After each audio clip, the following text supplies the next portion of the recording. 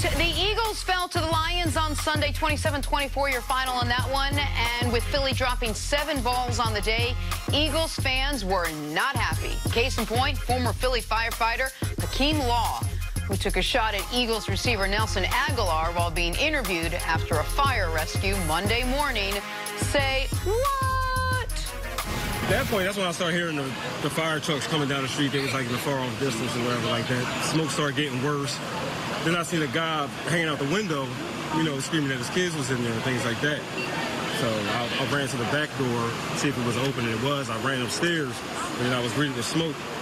I ran back downstairs. By that time, the ladder truck was pulling up, and ironically, one of my old coworkers took the ladder off the truck, raised it up, and was assisting people down. My man just started throwing babies out the window. Wow. And we was catching them, unlike Aguilar. It just got thrown into everyday speak, like Aguilar. I love everything about this story. First of all, there were no serious injuries. The fire rescue team did a great job. This guy is unbelievable. Former firefighter runs into a burning building trying to help. Can't help that way, so instead he catches babies. All of it. What about his overall composure? Life or death situation. Run to the building, realize, hey, smoke's up here. All right, let me go back down. Got some experience. I told you, Nick, sometimes it's not the fire that kills you, it's the smoke. It's the smoke. That is confirmed, scientifically accurate. You and I know this. Eagles fans are brutal. Brutal. But wait, hold on. It gets better. So Aguilar was a good sport about it, tweeting, "Thank you for being a hero in the community. Would like to invite you and your family to the next home game. Twitter, help me out and get me in touch with him." That's a great. This is just an awesome story. In a time of awful, every time I check Twitter, I'm like, oh my God, that happened. This is a great story. All of it. Nobody hurt in the fire. The baby's saved. This guy gets to be famous for a little bit. Aguilar's a good sport about it. Able to poke fun at the Eagles a little bit. Aguilar looked at the schedule, Nick. He said, oh, next home game, Jets. Oh, I should build past stats in that game. Okay, let me bring the former firefighter to that game. Smart. Heady play. Played that one forward a little bit. Yeah, he still might boo you now.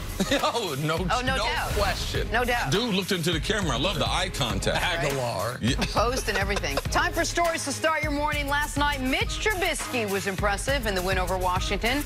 Completed 81% of his passes, tossed 3 touchdowns. 28 of the Bears' points came in the first half. Nick, what'd you make of Trubisky? Man, I feel like we just keep lowering the bar for the guy who was taken 2nd overall pick in front of Patrick Mahomes and Deshaun Watson. If you stop saying that, then it doesn't sound as bad. Okay, but he's going to be tied to those 2 guys forever. And listen, the story of this game was Eddie Jackson was Clinton Dix, pardon me, not Eddie Jackson with his pick 6. Was Khalil Mack causing mayhem. Trubisky had a few nice throws, particularly the one that got overturned and turned into a touchdown. They need this not to be an outlier event for their future, in theory, franchise quarterback. If that happens, then they can go to the Super Bowl. We know Chicago's a good team.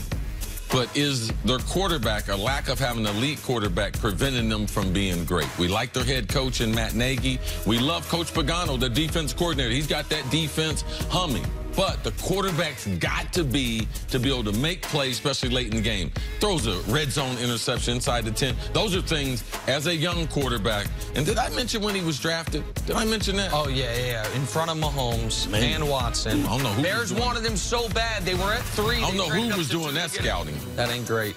On the flip side, my former guy, Case Keenum, not good. But he joins a long list of former guys that are not good. Mediocre white guys. Not great. He also lost 2 fumbles. Hey, I gave him a long leash, didn't I? However, his head coach, Jay Gruden, said he doesn't plan to make a switch at quarterback anytime soon.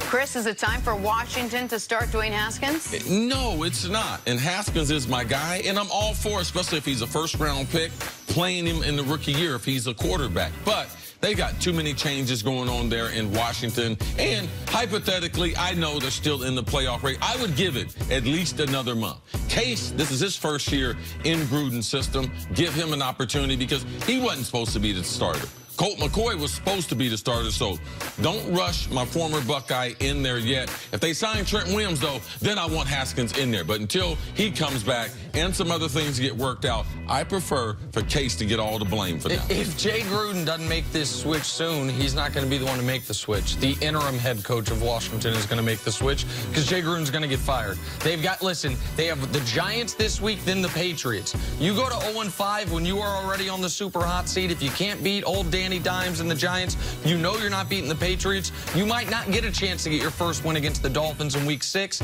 They're delaying the inevitable with Haskins. Maybe it's best for him, but I'd say let the kid play because we know who Case Keenum is. We've always known who Case Keenum is, and it ain't great. And if he really was in love with Danny Dimes before the draft, then made him sick to see him play on Sunday. That's a good point. All right, moving on to the Carolina Panthers. Cam Newton has already been ruled out for week 4 against the Texans. Kyle Allen will make his second start of the season, hoping to follow up on a great week 3 win over Arizona. Nick, what do you make of this latest news? 2 things. One is a prediction for this television show. Kyle Allen is about to skyrocket up the list of Jenna Wolf favorite quarterbacks. Put a little pin in that. She's already decided he's better. But he was a blue chipper, though, in high school. In That high might be. school. He's got 2 more stars than she likes. Okay, fair enough. And so just put a little pin in that little prediction. Of course you do. It can't, listen, Kyle Allen played well enough that the Panthers can do this. Wait until Cam is fully healthy. Not he's 70%, try to trot him out there. As long as Kyle Allen can hold the fort, wait until Cam's foot is all the way healed, and then see what Cam Newton looks like. Yeah, the reason why they made this announcement early is because Cam, you know he's into fashion. Him and his designer, they wanted to figure out when do they pop these outfits with these hats and everything. So they didn't have anything prepared for this weekend. So he's going to be low-key, no press conference, no hat, none of that stuff. So that's all. He's just getting his fashion stuff together for that stretch run when he's back to being a starter, and his outfits will be a highlight. In a winnable NFC South, by the way. Atlanta stinks. Tampa's not very good. All right, Daniel Jones' first NFL start, arguably the biggest story coming out of the NFL Week 3. After throwing more than 300 yards, scoring 4 total touchdowns, Daniel Jones jumping past Kyler Murray as the favorite to win Rookie of the Year, that according to Fox Bet. Recency bias. See, who has a better shot to win Rookie of the Year, Jones or Kyler? Well, this is the thing. I know with the Cardinals, they're going to throw close to 300 yards almost every game. I mean, Cliff Kingsbury, and talking to Larry Fitzgerald, he's very, very happy with the system. And they're able to get open, and Kyler can flat out just throw it. So I think he's going to be in a situation where he's going to compile a lot more yards. They don't need a running game. David Johnson has not helped him out. I believe with Barkley being hurt, that it's going to hurt the overall development of Daniel Jones. So I would still lean to Kyler because the system, once they get behind, he's going to compile a whole bunch of yards, a whole bunch of touchdowns. I don't think he's going to throw touchdown to interception the way quarterbacks typically do as rookies. Might throw 15 touchdowns, 15. I don't believe Kyler's going to do that. So I would say Kyler has the edge because he's just going to put up so many yards. I believe he'll throw for at least 3,500, 3,800 yards this year. Well, so Arizona obviously took a step back this week. They played their worst game of the season against Carolina, both sides of the ball. And I think that, combined with how well Daniel Jones plays, that speaks to your recency bias. It might not be relevant for this conversation. Just a quick note, Hollywood Brown should be the favorite. I think he'd be the smart bet right now if a non-quarterback's allowed to win the award. But set that aside for a moment. People maybe overreacted to the moment Daniel Jones was drafted. And now, in faster time than I can remember, people, I think, are overreacting in the other direction. Folks were rescinding their Daniel Jones predictions in the preseason, let alone how well he played in the regular season. See, you always poke fun that I steal things from you on the radio show I do. Man, you had Giants fans call the radio show last night saying, other than Mahomes and Deshaun Watson, not a quarterback in the league I'd trade Daniel Jones for. Not Dak, not Baker, not Goff, not Kyler. Okay. He was great in week 1. I cannot take anything away from him. If he proves me wrong, I will be the first to admit, hey, man, missed on him. I've missed on quarterbacks before. I thought Johnny Manziel was going to be great in this league. I've missed on quarterbacks before.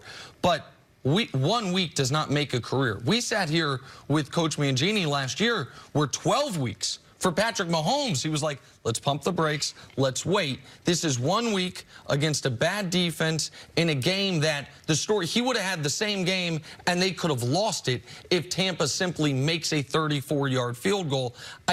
I don't think Kyler Murray's going to have a great season, but I'm also not ready. And it's whether you think Kyler's going to be great or not, don't have a great offensive line, don't have a great running game. He's going to have some structural disadvantages, but I'm not ready to anoint Daniel Jones having a great season either. He had a great first game, and you have reason for optimism, but I'm not yet ready to change how I felt about him a few months ago. Yeah, I mean, didn't Marcus Mariota also play the Bucs in his first debut, have an amazing game? I think he had 4 touchdowns. Yeah, and then everything kind of just sort of leveled itself out. Who are you more excited for? Who's got a better future built around them, you know, better pieces built around them to succeed?